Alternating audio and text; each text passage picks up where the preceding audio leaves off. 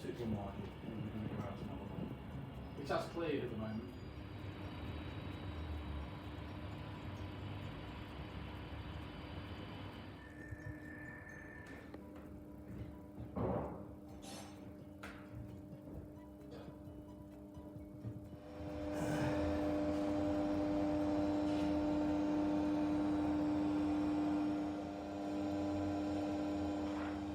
This is the old linesman's track diagram in the relay room for our use.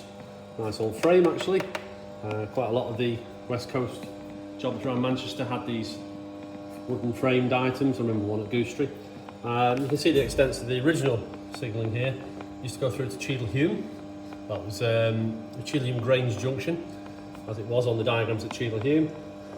Poynton Station was kind of the boundary limits. On the up line, we had a lot more tracks than on the down.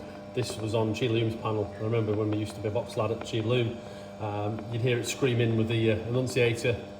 It'd be about 7 minutes from Macclesfield down to Cheadle-Hulme on the express there.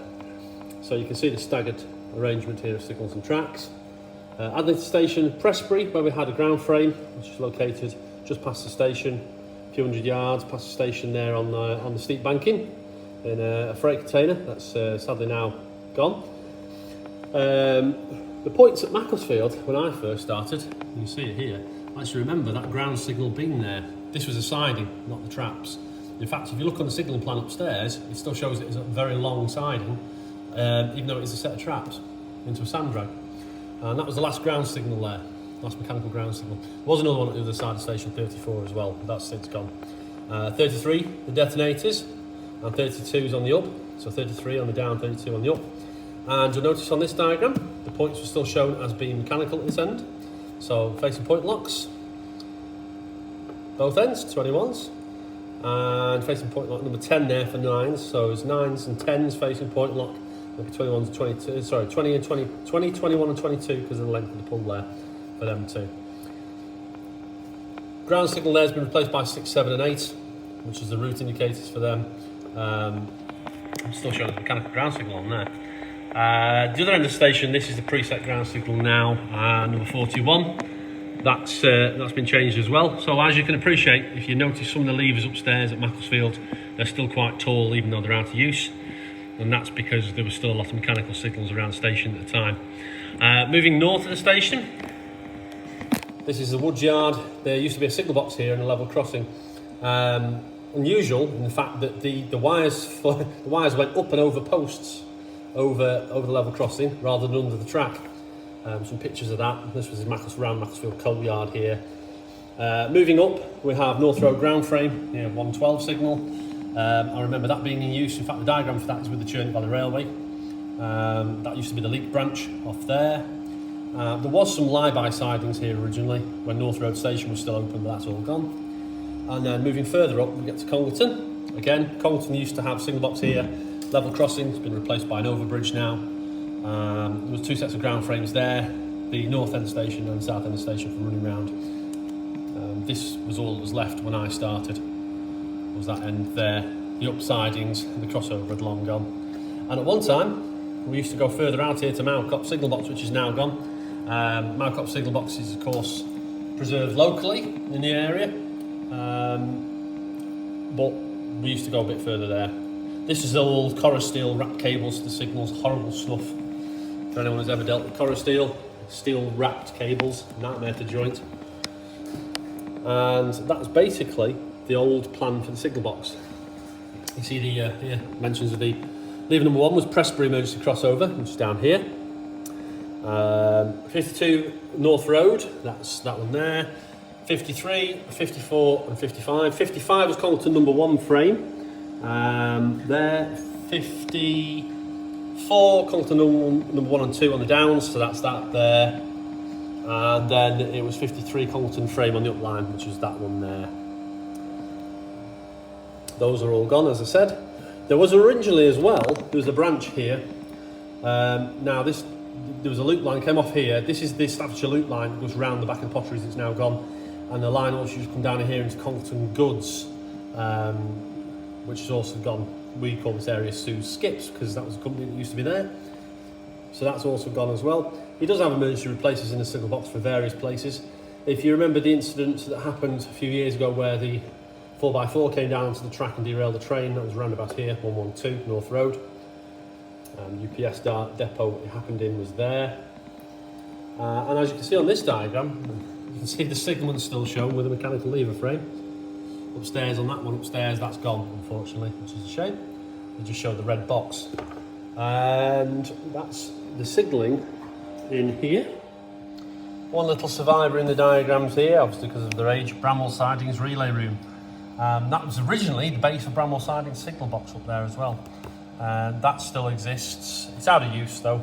But as you can see on these cable running diagrams, you can see we've got the upline reed running on the course 5 and 6 there for the whole duration of the line all the way back to Macclesfield. Now we'll continue on to the next set of diagrams.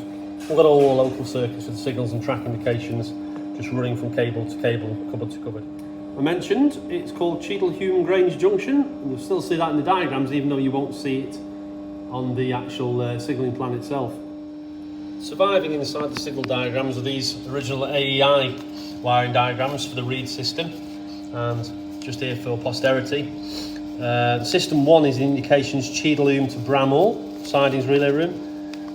System 2 is the indications from Loke 71 Cheadle-Hulme relay room. System 4 is the indications Loke 74 to Mac. System 3 the indications Bramwell Sidings to Macclesfield.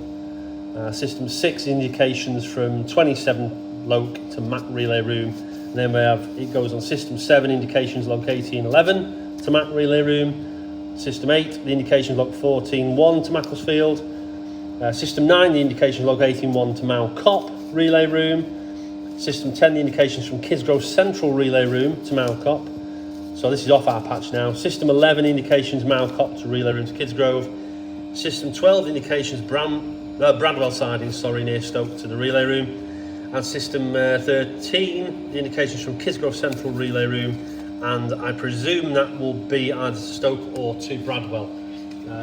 Our System 6 ends up around about here somewhere. You start going onto those other systems. It's a shame these diagrams have survived the test of time, even though they are very, very old. There's still got a lot of information in there actually on control systems. I'll just scan through if I can. This will all be gone soon. The Type R equipment. I'll just flatten that out. Not easy, and that's suffered a bit over the time. So there's page after page of information here on the wiring diagrams. The actual units themselves, the transmitters and receivers, they have resistors across them. They're mounted all in series. You transmit into the line, and the whole point of the resistor is, say you take this relay out, you would break the circuit. You won't just lose that indication, you'd lose everything because it's all in series. So that balancing resistor allows the line to continue. So all the other indications, the relays can input their indications into that circuit whilst you remove that one item. That's why we say, I can show you, if I can find one. I don't think there's any in here with the balancing resistors on the back.